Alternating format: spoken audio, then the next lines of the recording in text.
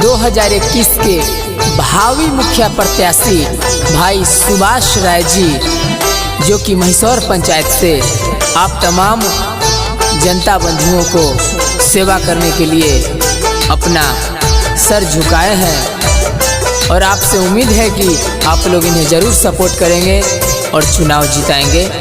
धन्यवाद। अब की सुभाष भाई के मुखिया बनवा भैया, अब की सुभाष भाई के मुखिया बनवा भैया, महिसौर गांव के खुशियाँ बढ़ावा भैया, महिसौर गांव के खुशियाँ बढ़ावा भैया।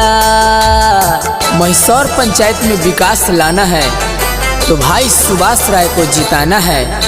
इस बार मौका छूट न जाए, नहीं तो फिर 5 साल के लिए पछताना पड़ेगा।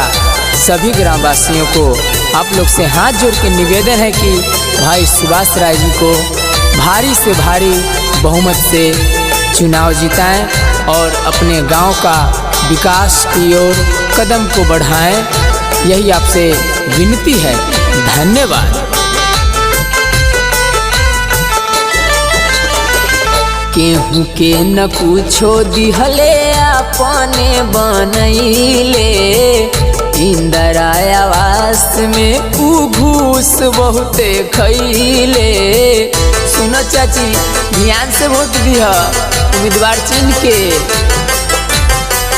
केहू के न कुछो दिहले अपने बनैले, इंदिरा आवास में घूस बहुते खैले। नल जल योजना के सफल बनावा भैया, नल जल योजना के सफल बनावा बहिना।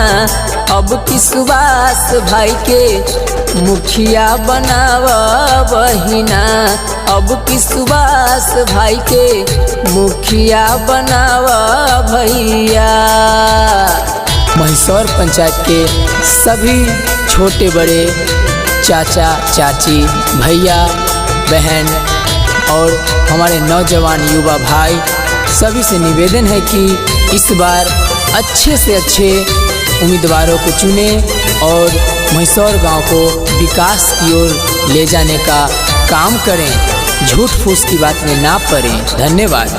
अपन अपन वोट के तू करा उपयोग हो, सही मुखिया चुना मिली सबके सहयोग हो। सही मुखिया चुनवा तो सबके सहयोग मिलिए चाची। सुना, अपन अपन वोट के तू करा उपयोग हो, सही मुखिया चुना मिली सबके सहयोग। अपन मन में ई बात बैठावा भैया, अपन मन में ई बात बैठाला बहिना। महिसौर गांव के खुशियाँ बढ़ाला बहिना, अब की सुभाष भाई के मुखिया बनाला बहिना। अगर ये गीत पसंद आए तो प्लीज़ इसे शेयर ज़रूर करें और अपने दोस्तों में ज़रूर भेजें, ताकि अगला व्यक्ति भी इस गाने को सुन के और अच्छे से अच्छे उम्मीदवार की चयन कर सके और इधर उधर की बातों में ना पड़े। यही आप लोग से उम्मीद है। बहुत बहुत धन्यवाद इतना देर गाना को सुनने के लिए। थैंक्स।